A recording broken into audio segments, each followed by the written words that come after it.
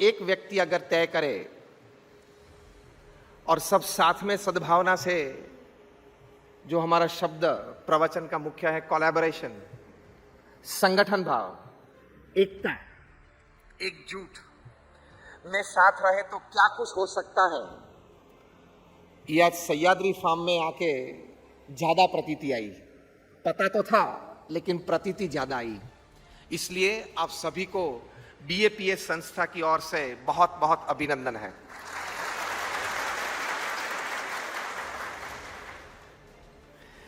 एक व्यक्ति ने, विलास जी ने एक नेम ली, अच्छी पढ़ाई की, मास्टर्स तक की एजुकेशन प्राप्त की, और एक विचार आया कि जब तक किसान अपनी जो खेत की पैदाश है वो खुद लेके बाजार में जाएगा, खुद ही सब कुछ करने का प्रयत्न करेगा, या तो खुद ही सब कुछ करना पड़ेगा, तब तक उसका विकास नहीं हो सकता। एक ऑर्गेनाइज सिस्टम चाहिए, टेक्नोलॉजी चाहिए, एक इंफ्रास्ट्रक्चर चाहिए किसान को मदद करने के लिए। एम आई राइट? तो एक अच्छी तरह से ये एक सिस्टम यहां तय की गई। विकास भी होगा और विकास के साथ प्रॉस्पेरिटी, जिसको हम समृद्धि बोलते हैं, वो भी आएगी। एक इंटीरियर रीजन में, एक गांव प्रदेश में एक ऐसी संस्था खड़ी करना, इतने सारे लोगों को रोजगार की एक अपॉर्चुनिटी देना, और इतने सारे किसान, कितने 12,000 है जो यहां सह्याद्री से जुड़े हुए हैं, इतने सारे किसान को साथ में लेकर चलना, वो एक बड़ी कामयाबी है। इसके लिए विशेषतः हम विलास जी को भी बहुत अभिनंदन देते हैं।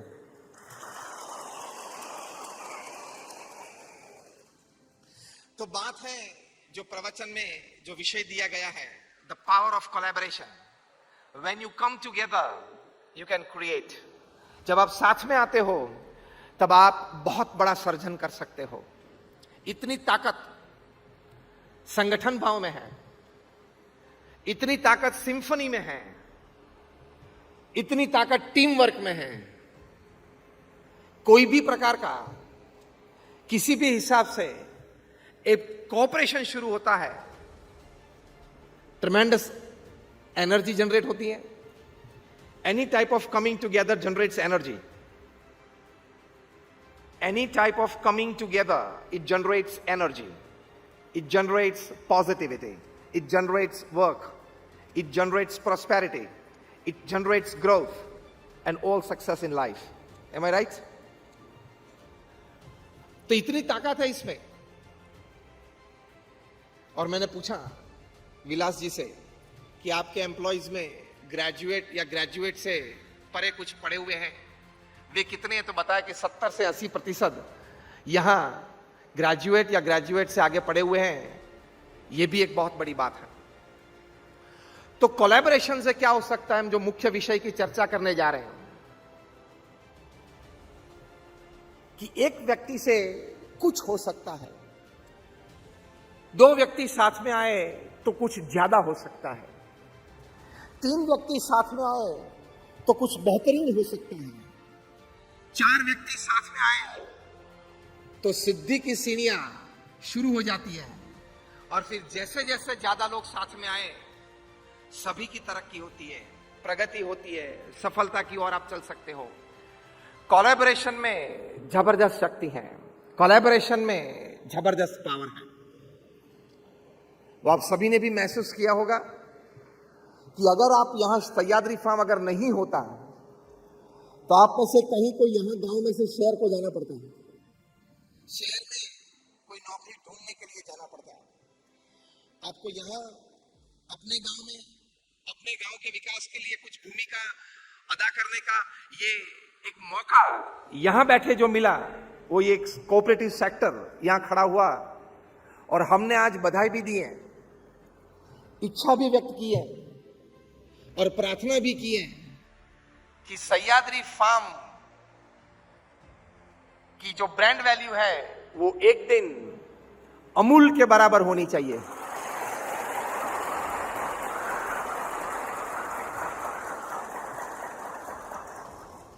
वही मॉडल है, मॉडल तो वही है, एंड ग्रोथ इज पॉसिबल, तो कर सकते हैं। कभी डॉक्टर कुरियन साहब ने अमूल जब चालू की थी, शुरुआत के दिन थे, शुरुआत के वर्ष थे, तब इसी प्रकार की व्यवस्थाएं और यही मार्ग से आगे चले होंगे।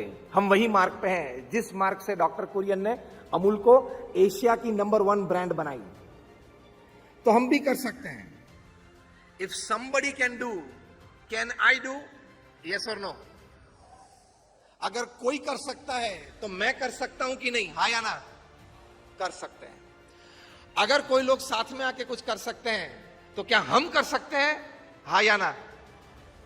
दुनिया के कोई भी कोने में साथ मिलकर कोई एकजुट एक बड़ा काम कर सकते हैं, तो हम भी यहां मोहाड़ी में बैठे बैठे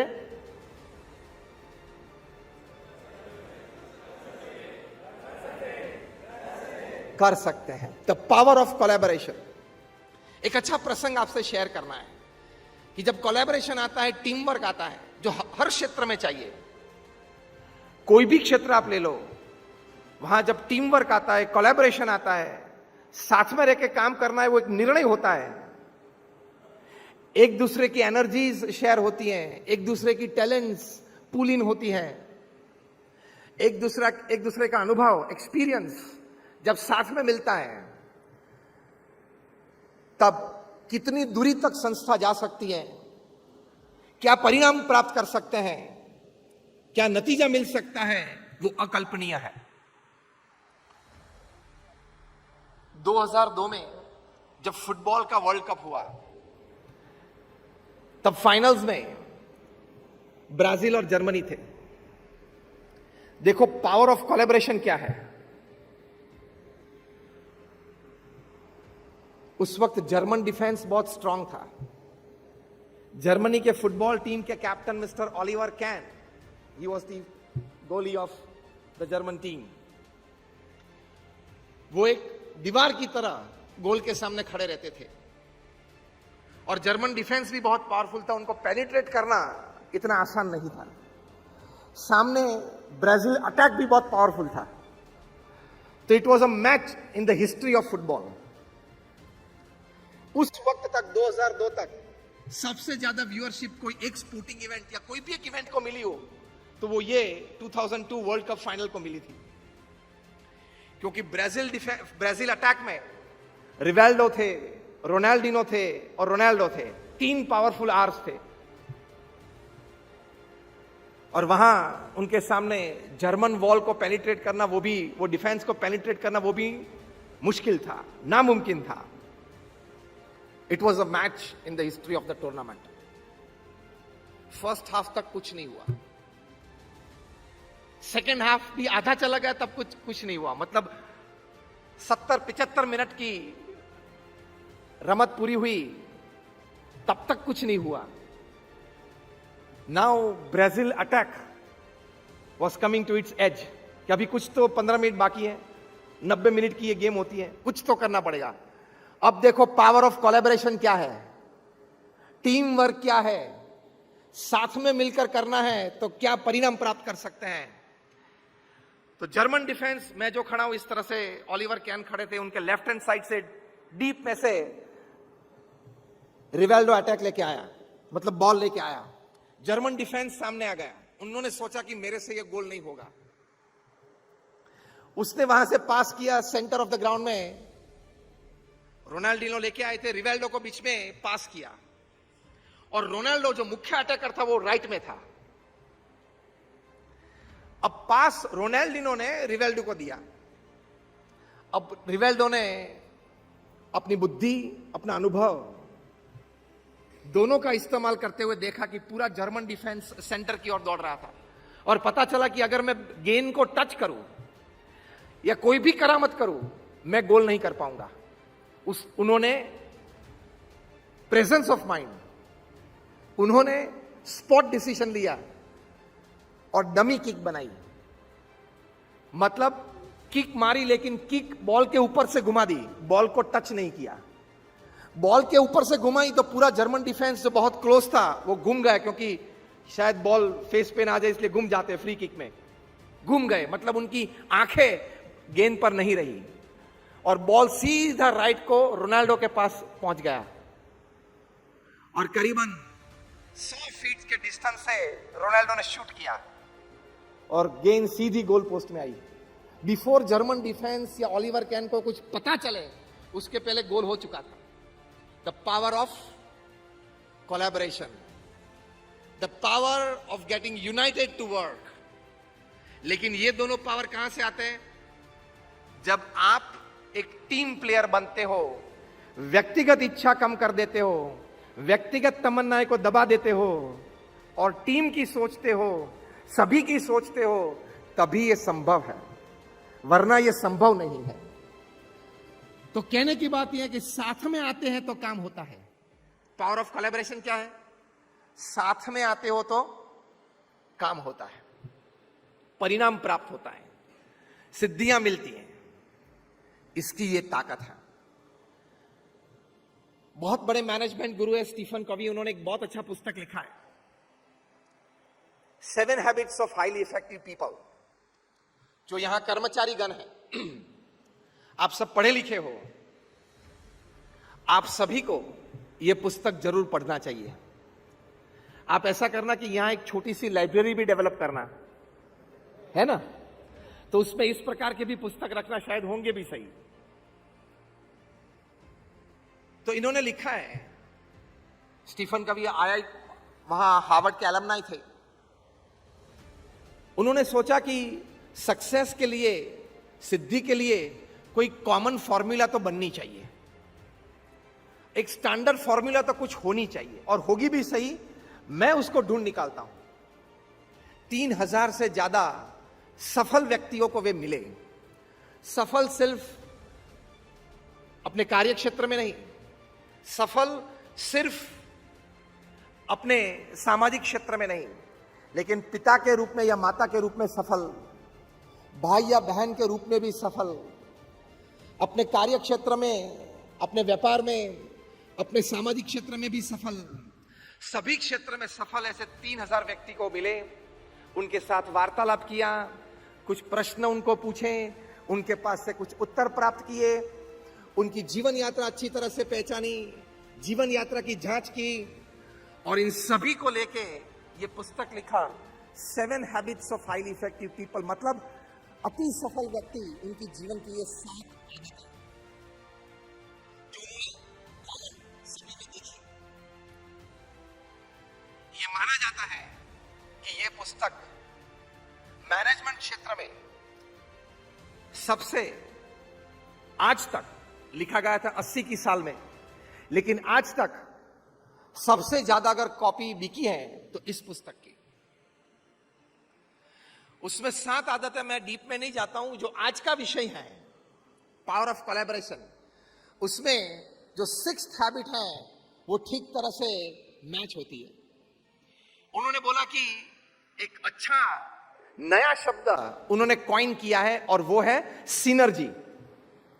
हम एनर्जी बोलते हैं, मतलब शक्ति, एनर्जी नहीं, सिनर्जी मतलब क्या? अब सुनना,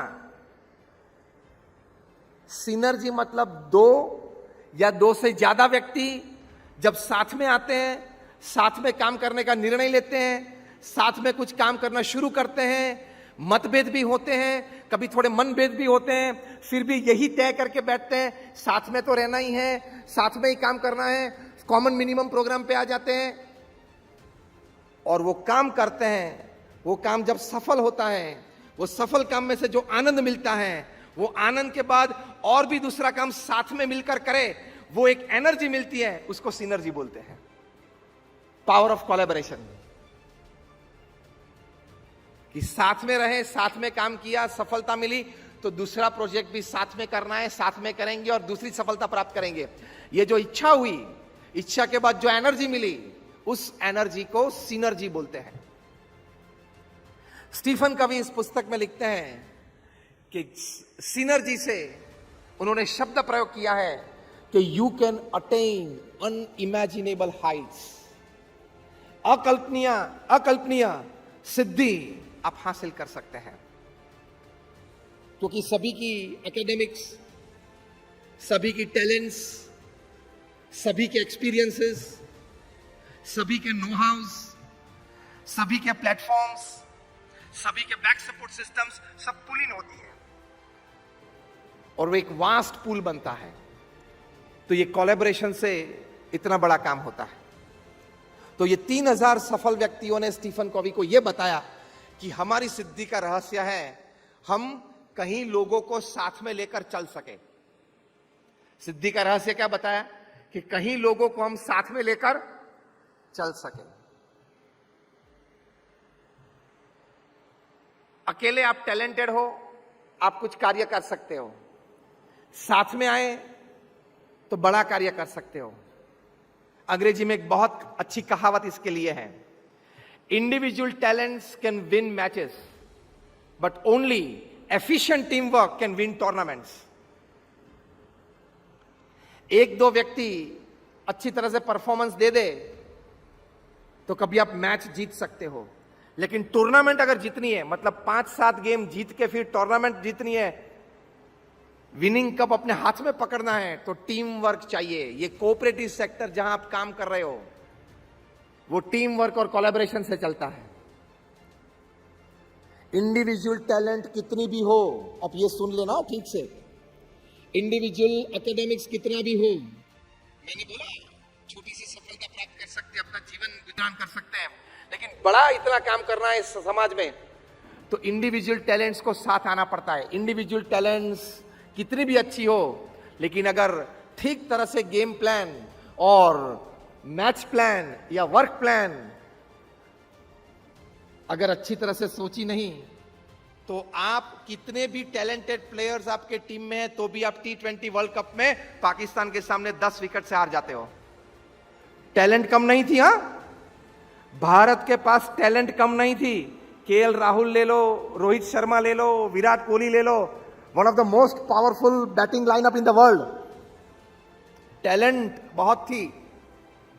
हम ये नहीं कहते हैं कि टीम वर्क नहीं था, हम ये नहीं कहते कि यूनिटी नहीं थी, हम ये कहना चाहते हैं कि टैलेंट कितनी भी हो, कभी कोई टैलेंट खिल जाती है, काम कर लेती है तो आप मैच जीत भी लेते हो, लेकिन टूर्नामेंट जीतने के लिए आपको टीम वर्क और कोलैबोरेशन चाहिए, वरना आप टूर्नामेंट नहीं जीत सकते हो, लंबे तक नहीं चल सकते हो। Individually you can be attacked, collectively you have a powerful defence. Individually आप पे कोई हमला कर सकता है, लेकिन कलेक्टिवली होते हो तब आपका डिफेंस बहुत स्ट्रांग होता है। तो अटैक करने वाले को भी ग्रुपिंग करना पड़ता है। शेर भी अकेला शिकार नहीं कर सकता है, उसको भी 4-5 साथी चाहिए। कोलैबोरेशन से ही काम होता है। देखिए ना वीडियोस डिस्कवरी में, बीबीसी पे, तो ये बात बनती है। 2006 में ऑस्कर, अमेरिका में जो ऑस्कर अवार्ड्स मिलते हैं फिल्म को, उसमें शॉर्ट फिल्म्स की भी एक एंट्री होती है, उनका एक सेक्शन होता है। उसमें 2006 में जिस फिल्म को अवार्ड मिला वो फिल्म 7 मिनट की थी। ये शॉर्ट फिल्म कैटेगरी में मैक्सिमम 10 मिनट अलाउड है। ये 7 मिनट की फिल्म में कोई डबिंग नहीं था, मतलब कोई आवाज नहीं था, मतलब साइलेंट मूवी थी। कोई कैरेक्टर नहीं था, मतलब कोई जीवंत व्यक्ति नहीं था, कोई बड़ा नाम हो एक्टर का वो भी नहीं था, कोई म्यूजिक नहीं था। अब आप सोच सकते हो कि इस प्रकार की फिल्म को ऑस्कर अवार्ड मिल सकता है क्या? फिल्म में म्यूजिक ना हो, कोई लाइव कैरेक्टर ना हो,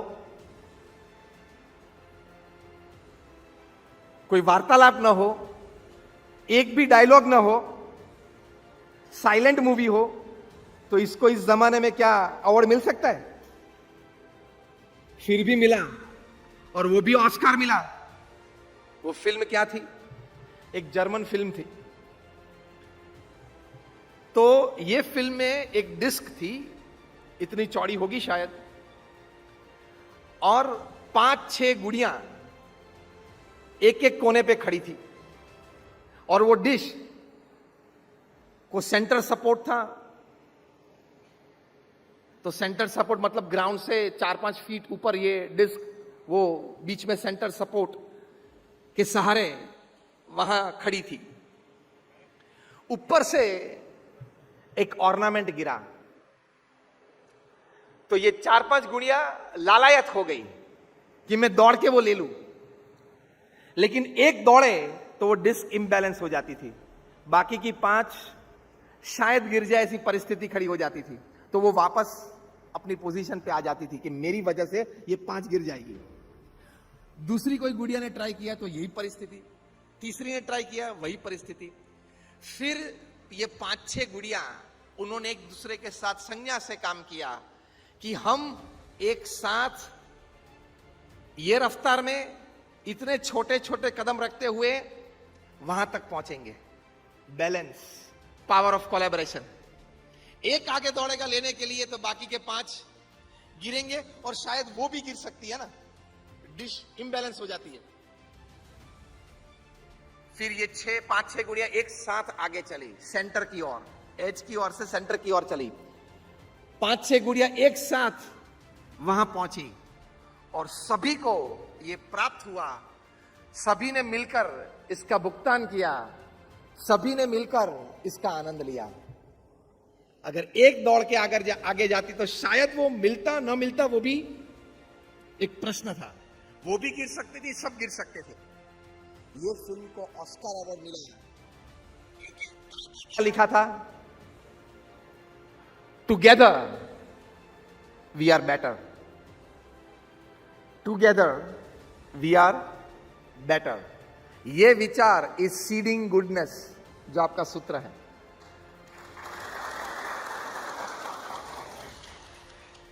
गुडनेस का आप जब अपने अंतर में विचार की दृष्टि से, भावना की दृष्टि से उसके बीज बोते हो, सीडिंग गुडनेस। और वो गुडनेस क्या है? अनेक प्रकार की गुडनेस है, लेकिन आप सभी के लिए, सह्याद्री परिवार के लिए प्रथम गुडनेस क्या है? जो ये जर्मन फिल्म का टाइटल था, together we are better, together we are better. वो प्रथम गुडनेस कोऑपरेटिव सेक्टर में सीडिंग आपके हृदय में आपको करना है। वो सीडिंग गुडनेस सिर्फ पढ़ना नहीं है, लेटर पैड पे सिर्फ उसको वो छपा हुआ इसलिए पढ़ते हैं, वो नहीं है। You have to seed goodness in your hearts and minds, that together we are better. साथ में है तो हम सब समृद्ध हैं। तो मैंने आपको एक फुटबॉल का दृष्टांत दिया, मैंने आपको एक मैनेजमेंट एक्सपर्ट की राय दी, मैंने आपको एक जर्मन फिल्म को ये अवार्ड मिला उसकी बात की।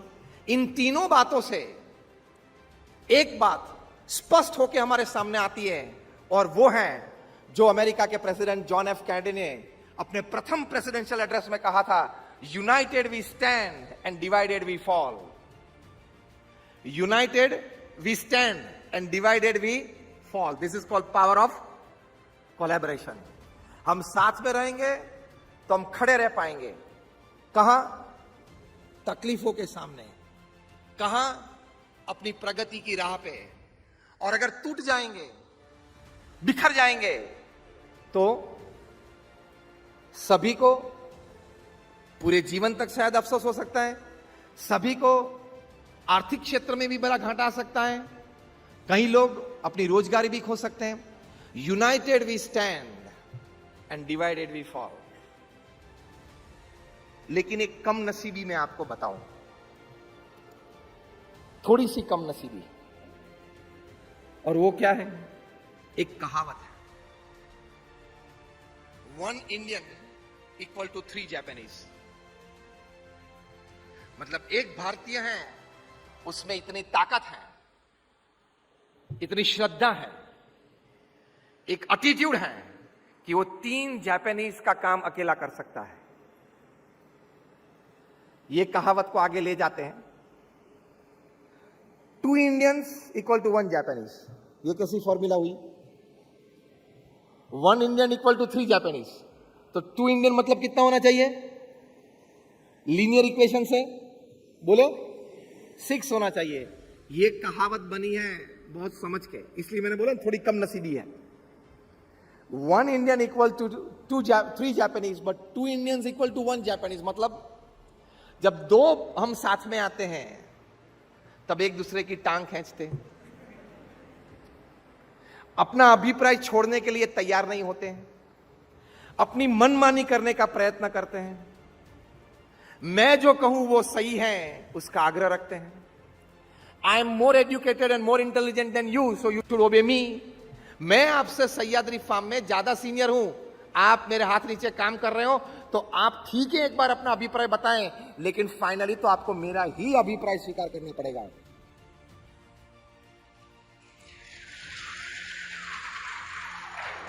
अब आप लोगों ने ये तालियां क्यों बजाई हो मुझे बताएं।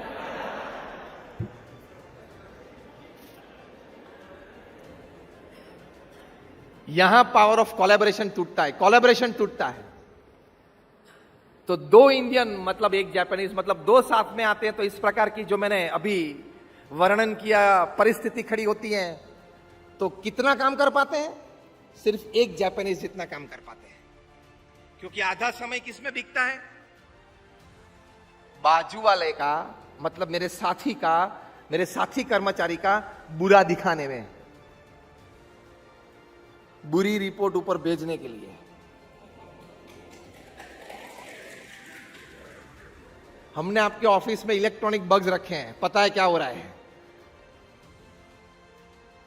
90% तो ऐसी संस्थाएं में सब कुछ अच्छा चलता है, ठीक चलता है, इसीलिए तो इतना विकास दिखता है इतने कम समय में। 6-7 साल हुए, लेकिन जो 10% कमी रह जाती है उसकी बात मैं करता हूं, करनी चाहिए ना विलास जी।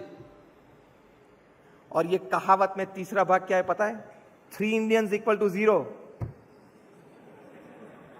लेकिन सह्याद्री फार्म में आज मैं देखता हूं कि ये कहावत आप सभी ने मिलकर उसको गलत साबित की है।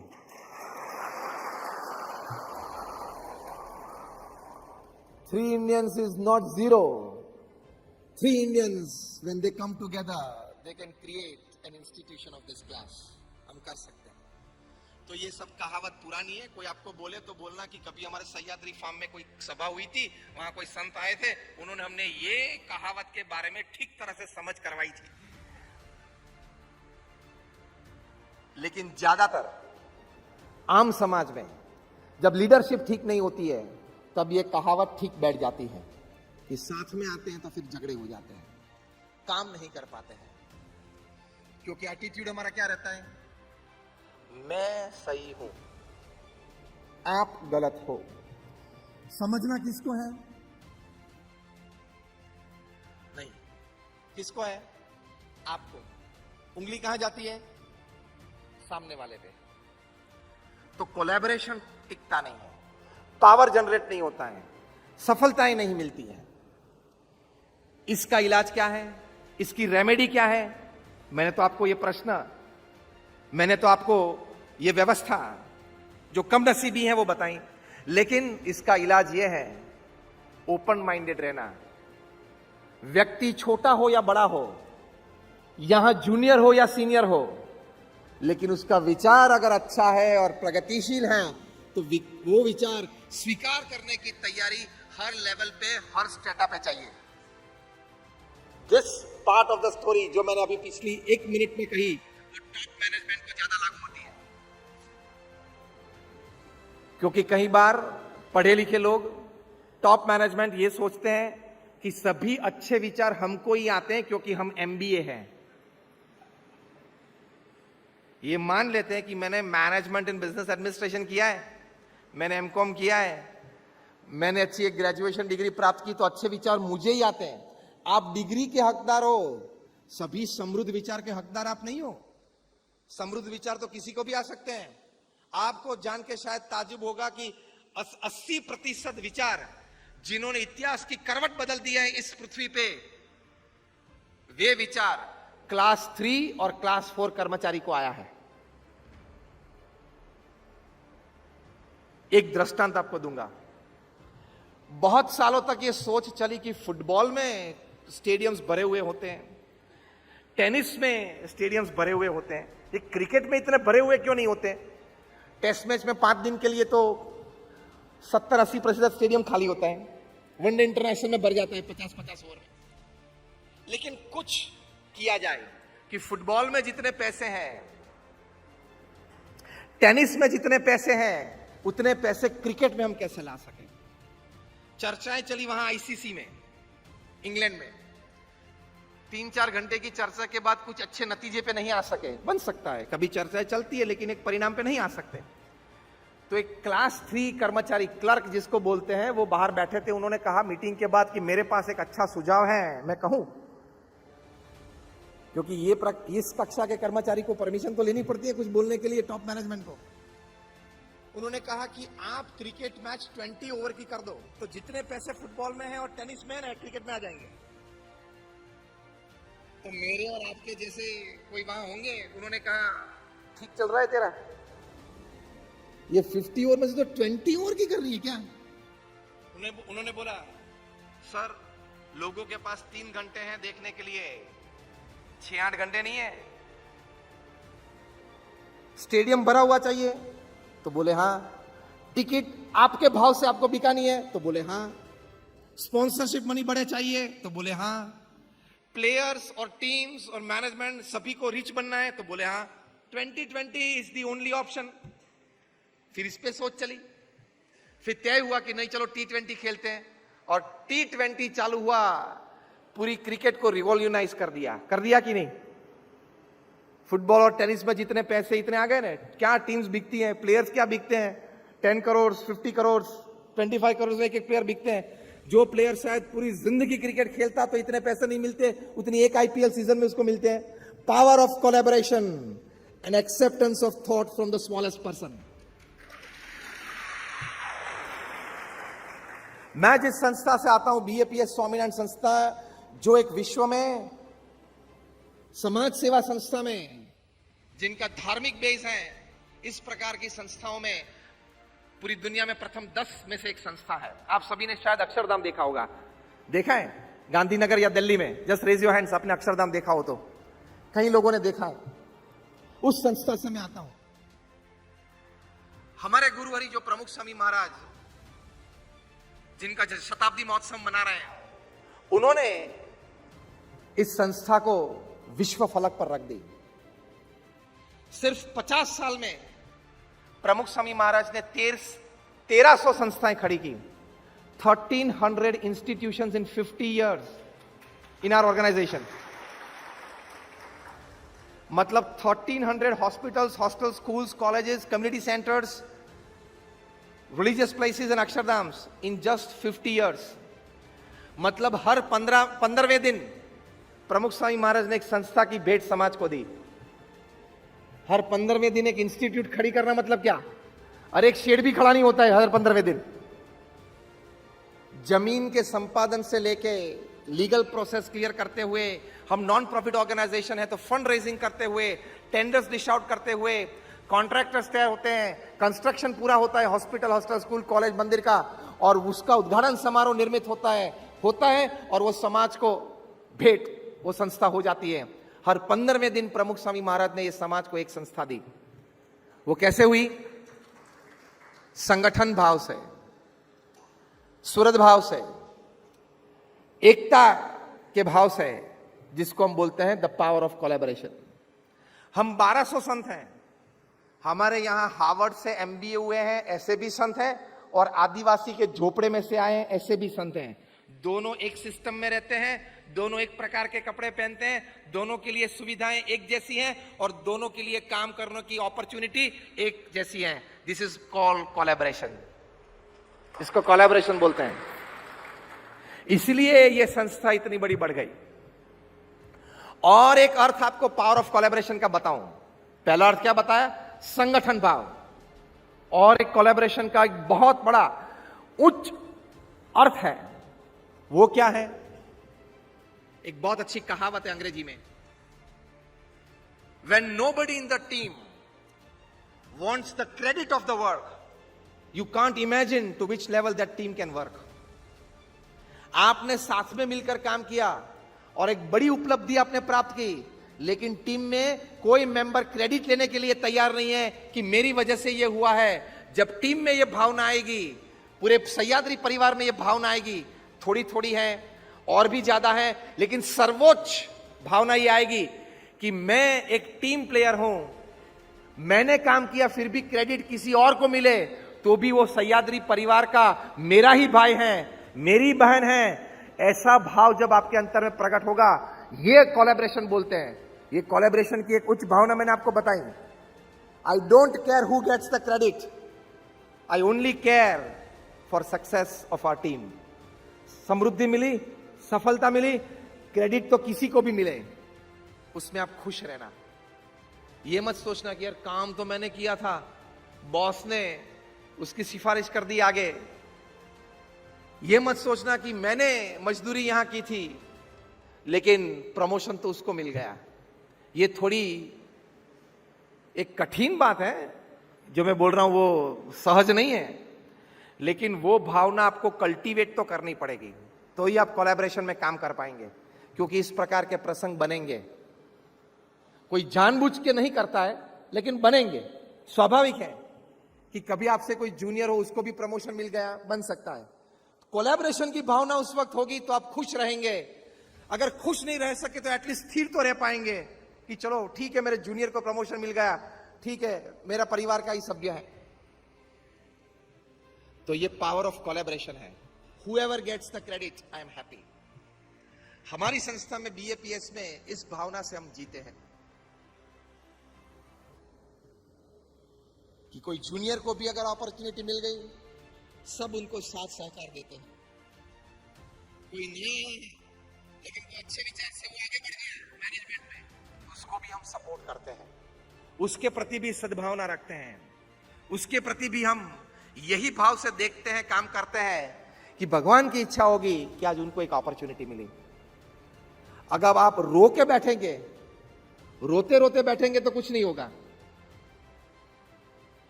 तो इस प्रकार से यूनाइट होना। तो मैंने आपको कोलैबोरेशन की 2 डेफिनेशन बताई। पहली डेफिनेशन क्या है? साथ में आए, मिले जुले, साथ में काम किया और सफलता प्राप्त की। दूसरी डेफिनेशन क्या है? कि किसी हमारे परिवारजन को आपसे कुछ ज्यादा मिल गया, आप सोचते हो कि मुझे मिलना चाहिए, उसको मिल गया, उस वक्त खुश रहना है, स्थिर रहना है और संगठन भाव बनाए रखना, वो कोलैबोरेशन है। वो डिफिकल्ट पार्ट है लेकिन वो बड़ा कोलैबोरेशन है, उसमें असली पावर जनरेट होता है। कभी बन सकता है कि पूरी जिंदगी तक आप काम करें तो भी आप नंबर 2 पोजीशन पे अपने कार्य क्षेत्र में रहें, नंबर 1 कभी ना बन पाए। सह्याद्री फार्म्स में इंटरनल छोटे मोटे डिपार्टमेंट्स कहीं होंगे, डिपार्टमेंटल हेड्स हैं, तो उस डिपार्टमेंटल हेड के नीचे नंबर 2 पोजीशन में शायद आपको 20-25 साल बिताने पड़े। बनता है ऑर्गेनाइजेशंस में, बनता है। उस वक्त अपने आप को स्थिर रखना, संगठन भाव का सोचना, संस्था की सोच रखना, ये बड़ा कोलैबोरेशन है। It's one of the highest levels of collaboration. इसका एक और अर्थ में हमारे गुरु प्रमुख स्वामी महाराज कहते थे, उनके शब्द मैं आपके पास रखता हूं, इनटू इन्वर्टेड कॉमर्स, उनको वर्ड टू वर्ड नहीं लेकिन लेटर टू लेटर कोट करता हूं। प्रमुख स्वामी महाराज कहते थे, जहर खा के भी एकता भाव रखना पड़ेगा। क्या कोलैबोरेशन की बात है, किस लेवल की collaboration. If you have to take poison just because to keep unity and collaboration, you will have to take poison. मतलब स्थूल भाव ने पॉइजन लेके मरना नहीं है, लेकिन अपमान सहन करना वो एक पॉइजन के बराबर होता है। अपना हक होता है कि अब मेरी बारी है नंबर 1 अपने डिपार्टमेंट में बनने की, मेरा प्रमोशन जारी है और कोई आ गया, बाहर से आया तो थोड़ा सहन कर सकते हैं, अंदर से पीछे से अगर कोई आ गया तो बड़ी तकलीफ होती है। वो जहर पीना होता है, इट्स लाइक पॉइजन। तो वो सहन करते हुए भी आप संगठन भाव से साथ में रहे तो बड़ा पावर जनरेट होता है। हम BAPS में इस भाव से काम करते हैं।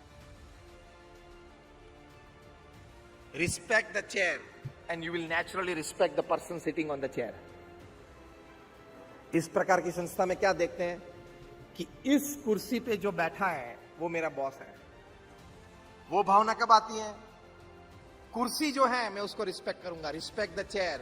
व्यक्ति तो कोई भी बैठे, जिसके नसीब में हो, जिसको कुछ अपॉर्चुनिटी मिल गई वो बैठ गया, लेकिन इस कुर्सी पे जो बैठा उसको रिस्पेक्ट करना है। वो मेरे से जूनियर भी हो सकता है, मेरे से कम पढ़ा भी हो सकता है, मेरे से अनुभव में भी कम हो सकता है, लेकिन अभी टॉप मैनेजमेंट ने उसको सिलेक्ट करके बिठा दिया है, तो उसको नमन करना, that is power of collaboration. उसको कोलैबोरेशन बोलते हैं। ये थोड़ी गहराई पे आपको ले जा रहा हूं, बहुत आपको सोच भी देनी पड़ेगी, बहुत आपको इसके पीछे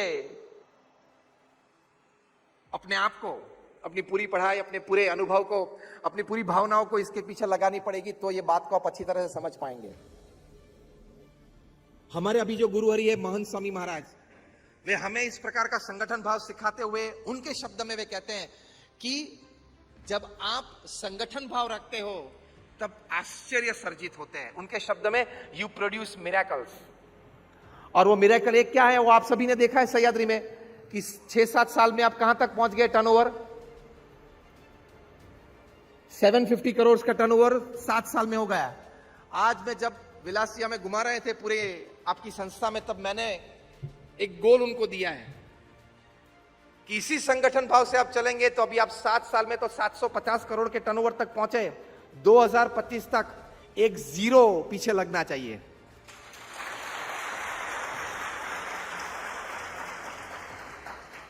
कभी अमूल भी इतना छोटा था, मतलब ये छोटा मतलब ये स्थान पे था, मैं ये कहना चाहता हूं, छोटा मतलब ये स्थान पे था। कभी अमूल भी 700 करोड़ का होगा, तो वहां तक पहुंच गए, अनइमेजिनेबल हाइट्स। उसके पीछे रहस्य क्या है? जितने संस्था में कर्मचारी थे, किसान थे, मजदूर थे, सभी ने एक भावना, एक लक्ष्य और एक विचार से साथ में काम किया। तो आप भी अमूल तक जा सकते हो। आप में से कितने की इच्छा है कि हमारी सह्याद्री अमूल की कक्षा की बन जाए? हाथ ऊंचा करें। सभी के हाथ ऊंचे हैं। यही देखना है। मैं तो देख के चला जाऊंगा, यह दृश्य विलास जी को जिंदगी भर याद रहेगा, जो अभी देखा कि हाँ, अमूल की जब बात आई तब सभी ने हाथ ऊंचे किए थे कि सह्याद्री को भी अमूल तक पहुंचाना, और पहुंचा सकते हो। एक अंध व्यक्ति हिमालय सर कर सकता है। A blind man reached Everest. एक अंध व्यक्ति एवरेस्ट तक पहुंच सकता है, तो आप यहां बैठे एक संगठन भाव से सह्याद्री अमूल तक नहीं पहुंच सकती?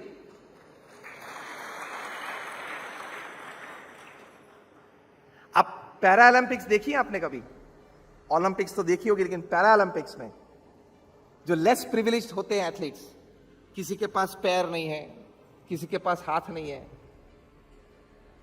पैरा ओलंपिक्स में टोक्यो में अभी यही साल 4-5 महीने पहले करीबन 10-12 भारतीयों को मेडल्स मिले। ओलंपिक्स से पैरा ओलंपिक्स के एथलीट्स ज्यादा मेडल लेके आए इंडिया में, और उनको ये मेडल्स मिले। फिजिकली चैलेंज थे, किसी के पास हाथ नहीं था, किसी के पास पैर नहीं था। तो शूटिंग में एक भारत के रमतवीर, एक लड़की को मेडल मिला, तो एक हाथ था ही नहीं, एक हाथ से ही शूटिंग, वैसे भी एक हाथ से करते हैं, लेकिन बैलेंस और इक्विलिब्रियम के लिए सेकंड हैंड की मूवमेंट और प्लेसमेंट बहुत जरूरी होती है। मेडल लेके आई। एक पैर नहीं होता है, एम्प्यूटेड हो गया होगा शायद कोई एक्सीडेंट में, ये वो है, तो प्रोस्थेटिक लिम्ब से दौड़ते हैं, और हम लोग जहां जितने यहां बैठे हैं ना, उससे ज्यादा अच्छी तरह से और फास्ट दौड़ सकते हैं। ट्रेन किया अपने आप। ये बात कहने की वजह इतनी है कि मैं आपको तीसरे क्षेत्र में ले जाता हूं कोलैबोरेशन में, कि आपके जीवन में व्यक्तिगत रूप में शायद कोई डिसेबिलिटी हो, विचार की डिसेबिलिटी हो, एटीट्यूड की डिसेबिलिटी हो, कार्य करने की क्षमता में कोई डिसेबिलिटी हो, लेकिन जब आप साथ में रहेंगे तो एक दूसरे की डिसेबिलिटी, एक दूसरे की एनर्जी से एक मेक हो जाएगी, मतलब वो पूरक हो जाएगी, और आप सभी कंप्लीट हो जाएंगे। सभी कोई कंप्लीट हो जाएगा। ये कोलैबोरेशन की तीसरी बात क्या, फिर से एक वाक्य में दोहराता हूं, तीसरा क्षेत्र कोलैबोरेशन क्या क्या है कि व्यक्तिगत रूप में शायद कोई अपने में खामी होगी, कोई कम पढ़ा लिखा होगा, कोई की कार्यक्षमता कम होगी, किसी का अभिगम कार्य के प्रति थोड़ा कमजोर होगा, लेकिन साथ में रहेंगे तो एक दूसरे की शक्ति एक दूसरे की पूरक बन जाएगी और आप प्रगति कर पाओगे। आपको कभी महसूस ही नहीं होगा कि मेरी ये कोई खामी है, मेरे जीवन में मेरे में कुछ कमी है, ऐसी कोई अनुभूति आपको कभी नहीं होगी जब आप साथ में रहकर काम करते हो। तो ये कोलैबोरेशन की तीसरी बात। और आखिर बात आपको यह करनी है, हम जहां इस प्रकार की संस्था में या इस प्रकार की कोई एस्टैब्लिशमेंट में जाते हैं तब जरूर ये कहते हैं कि साइंटिफिकली ये बात प्रूव हुई है, जब आप भगवान को प्रार्थना करते हो काम शुरू करने से पहले, जब आप भगवान को प्रार्थना करके काम शुरू करते हो तब उनके आशीर्वाद आपको जरूर रहते हैं। ये Harvard, Stanford, Carnegie Mellon, Yale ऐसी बड़ी बड़ी इंस्टीट्यूट्स में ये रिसर्च हुई है कि जब वर्कर्स सब काम में शुरू होते, कितने बजे काम शुरू होता है यहां, कितने बजे, 9 बजे। तो 9 बजे काम करने से पहले एक सामूहिक प्रार्थना का कुछ आयोजन, अगर एक जगह पे, क्योंकि इतना बड़ा कैंपस है सभी को एक जगह पे बुलाना वो लॉजिस्टिकली सेट नहीं होगा, लेकिन ऐसा करना सभी डिपार्टमेंट्स में आपकी ऑडियो सिस्टम लगी हुई है कि एक सेंट्रल रूम में से आप कोई प्रार्थना बजाएं, हर डिपार्टमेंट में जो कर्मचारी पहुंच गए अपने अपने डिपार्टमेंट में, पूरे एस्टैब्लिशमेंट में, वहां सब खड़े होके वो प्रार्थना में जुड़ जाए। और प्रार्थना में भी इस प्रकार का भाव रखना कि हम साथ में रहकर अच्छी तरह से काम कर सकते हैं। हमने बड़े बड़े एस्टैब्लिशमेंट्स में देखा है कि समूह प्रार्थना करते हैं। सूरत में कहीं, हमारे गुजरात में सूरत में कई ऐसी कंपनीज है, वहां 18,000, 25,000, 30,000 लोग एक एक डायमंड कंपनी में काम करते हैं, डायमंड पॉलिशर्स। वहां एसआर के श्री रामकृष्ण एक्सपोर्ट्स बहुत बड़ी कंपनी है, 18,000 लोग वहां काम करते हैं उस डायमंड कंपनी में। लेकिन काम शुरू होने से पहले रोज 5 मिनट के लिए वे लोग प्रार्थना में साथ में जुड़ते हैं। उनको ये अनुभूति होती है कि हम एक भाव से, एक दूसरे को मदद की भावना से साथ में रहने की एक शक्ति ये हमें प्रार्थना से मिलती है। और ये सभी का अनुभव है और बड़ी बड़ी रिसर्च में ये प्राप्त हुआ है। तो एक ये प्रयोग कल से चालू कर देना। ये सजेशन, ये सुझाव आपको कैसा लगता है? हाँ या ना? अमूल की बात आई और जिस तरह से आपने हाथ ऊंचे किए थे उस तरह से इसमें नहीं किए। ये सुझाव आपको कैसा लगता है? तो कल से ये शुरू करना। And see the power of prayers, invoke God and invoke prayers and you will see the results of it. साथ में ये भी रखना कि व्यसन मुक्त रहना। अब बात आई,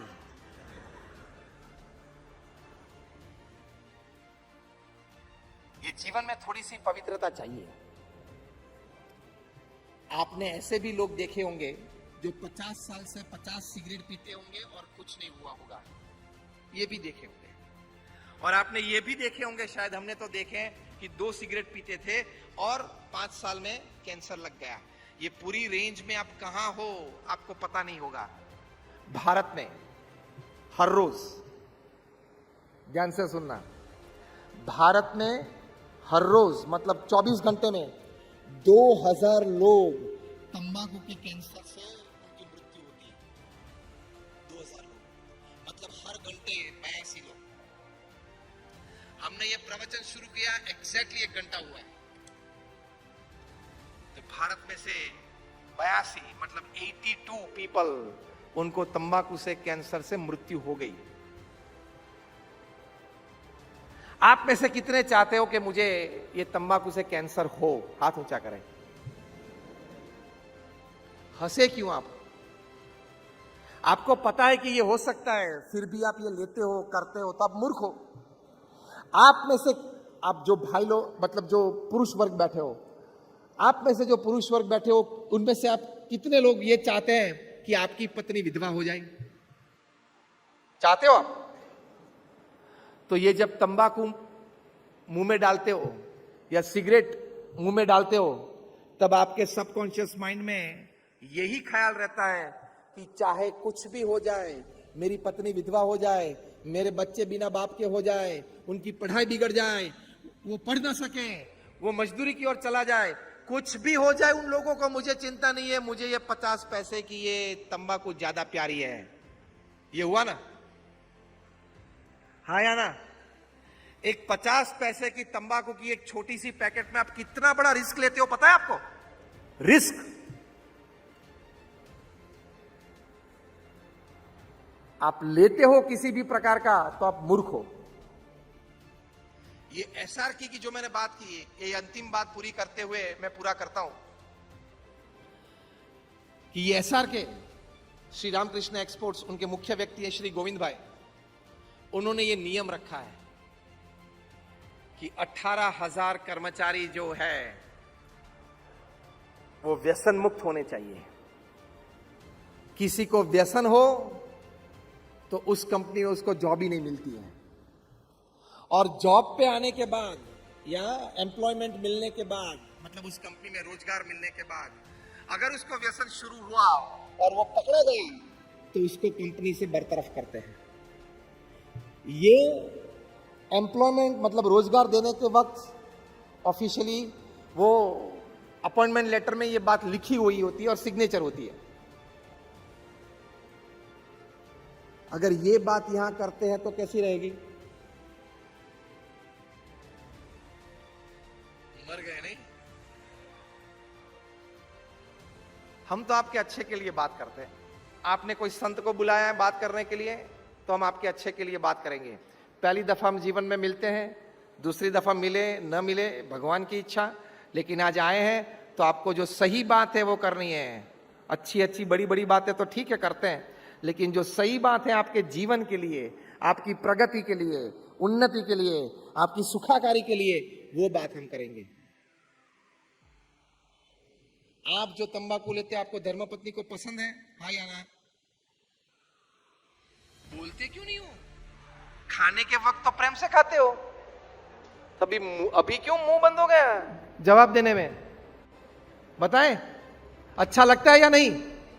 जोर से बोले। आपके बच्चों को अच्छा लगता है तो फिर आप क्यों लेते हो? और कभी कुछ दर्द हुआ, डॉक्टर के पास गए और डॉक्टर ने जांच करके इतना ही बताया कि आपको कैंसर है, 3rd स्टेज में या 4th स्टेज में है, आपके पास अभी सिर्फ 2 महीने हैं, तब रोना भी नहीं आएगा। तब आपको यह बात याद आएगी जब डॉक्टर बोल देंगे कि आपके पास सिर्फ 2 महीने हैं, 2 महीने के बाद आपकी मृत्यु हो जाएगी क्योंकि 4th स्टेज कैंसर है आपको, तब रोना भी नहीं आएगा। इतना अच्छा जीवन भगवान ने दिया है, 70-80 साल का परिवार आप सभी को दिया है। ये सैयदी फार्म्स, इतनी अच्छी एक संस्था में आप काम करते हो, मतलब आपका एक भविष्य सुरक्षित अच्छा है, तो क्यों अपने आप को जानबूझ के आप डुबा देते हो? तो ये थोड़ी बातें थी, पावर ऑफ कोलैबोरेशन की बातें थी, थोड़ी जीवन शुद्धि की आपको बात की, भगवान में श्रद्धा की बात की। आप सभी के लिए हम आज प्रार्थना करते हैं, आप सभी की व्यक्तिगत तरक्की भी बहुत हो, आपकी ये संस्था सैयदी फार्म्स, ये सह्याद्री फार्म्स, इसकी भी तरक्की बहुत हो, अमूल की कक्षा तक पहुंचे, और जब पहुंचेंगे तब दोबारा एक बार ये प्रसंग करेंगे, ये बात याद करेंगे। आप सभी के लिए, आप परिवार के लिए खूब खूब प्रार्थना। जय स्वामीनारायण।